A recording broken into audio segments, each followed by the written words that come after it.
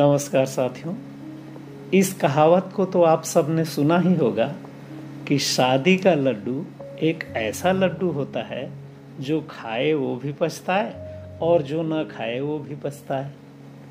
बेचारे शादीशुदा लोग शादी के लड्डू को कुछ दिन खाकर जीवन भर पछताते हैं। और ताज्जुब की बात यह भी है कि शादी का लड्डू बिना खाए भी लोग चूक गए चौहान समझकर जीवन भर पछताते हैं। लेकिन कुछ महान लोग ऐसे भी होते हैं जो शादी का लड्डू भी खा लेते हैं और जब पछताने का मौका आता है तो छोड़ छाड़ कर लंबा हो जाते हैं। इस तरह के लड्डू खाकर रफू चक्कर हो जाने वालों में से बहुत लोग साधु महात्मा या पीर फकीर बन जाते हैं। और यही कारण है कि आज हमारे देश के अधिकतर मंदिर, मस्जिद, गिरजाघर, गुरुद्वारा और अन्य धार्मिक स्थल ऐसे ही महामहिमों से खचाखच भरे हुए हैं। समाज सेवा एवं राजनीति में भी ऐसे लोगों का स्कोप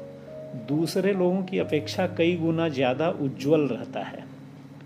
एक और आश्चर्य की बात यह भी है कि यही भागे हुए लोग समाज एवं जनता जनार्दनों का मार्गदर्शन करते हैं कि उन्हें अपने घर गृहस्थी को कैसे चलाना चाहिए।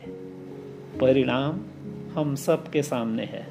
सचमुच हमारा देश महान है। ये तो बात हुई भाग जाने वालों की, लेकिन भागने वालों से कई गुना ज़्यादा संख्या उनकी होती है जो लड्डू भी खाते हैं, पछताते भी हैं और हर एक परिस्थितियों का डट कर मुकाबला भी करते रहते हैं। और यही वो लोग हैं जो खींच खांच कर अपनी गृहस्थी चलाने के साथ ही अपने दान दक्षिणा एवं प्रत्यक्ष तथा अप्रत्यक्ष टैक्स के माध्यम से साधु महात्मा, पीर फकीर, समाज सेवकों एवं राजनेताओं के कारोबारों के भार को जीवन भर ढोते रहते हैं, जिसके कारण भी शायद हमारे देश में गृहस्थ को तपोवन की संज्ञा दी गई है।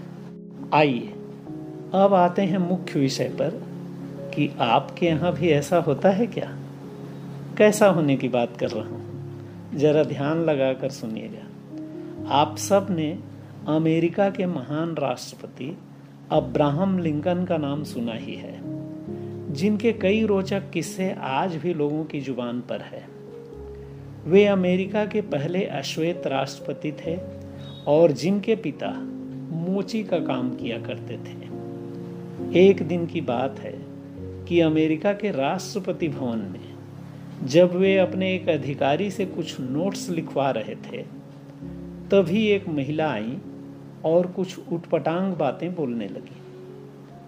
अब्राहम लिंकन उस महिला की बातों से बिना प्रभावित हुए नोट्स लिखवाते रहे। वह महिला लगातार बड़बड़ाए जा रही थी। महिला की टोका टोकी से अब्राहम लिंकन तो अप्रभावित रहे, मगर उनके अधिकारी बहुत परेशान हो गए। वह लिंकन की ओर देखते हुए बोले कि सर, ये महिला बीच बीच में बोल बोल कर बहुत डिस्टर्ब कर रही हैं। कृपया इसे चुप कराइए, या फिर कहिए तो इसे मैं ही चुप कराता हूँ। अधिकारी की बात सुनकर बड़े ही शांत भाव से अब्राहम लिंकन बोले कि ये मेरी पत्नी, मेरी टॉड है। अब्राहम लिंकन की बात सुनकर अधिकारी डर के मारे थर थर कांपने लगा और उनकी ओर देखते हुए उसने कहा कि सॉरी सर, मुझसे बहुत बड़ी गलती हो गई, मुझे क्षमा करें प्लीज। उस अधिकारी की बात सुनकर अब्राहम लिंकन बोले कि गलती मैंने की है, क्षमा तुम क्यों मांग रहे हो? सुना आपने? अब्राहम लिंकन को लोग ऐसे ही महान नेता नहीं कहते। हमारे यहाँ ऐसा होता तो नज़ारा कुछ और हो जाता।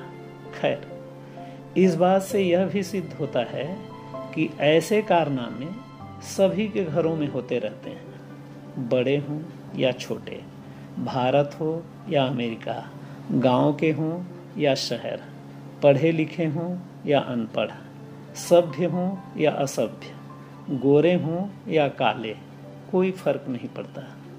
मियाँ बीबी जहाँ भी रहेंगे कुछ न कुछ करते ही रहेंगे। अब जब मैंने पूछा है कि आपके यहाँ भी ऐसा होता है क्या, तो सबसे पहले तो आप मेरे घर के बारे में जानना चाहेंगे कि मेरे यहाँ ऐसा होता है क्या। तो मैं बिल्कुल ईमानदारी से बताना चाहूँगा कि मेरे यहाँ तो ऐसा आए दिन होते रहता है। और जीवन में शांति कायम रखने के लिए, गलती हो या ना हो, ज़्यादातर मौक़ों में मैं ही चुप रहता हूँ।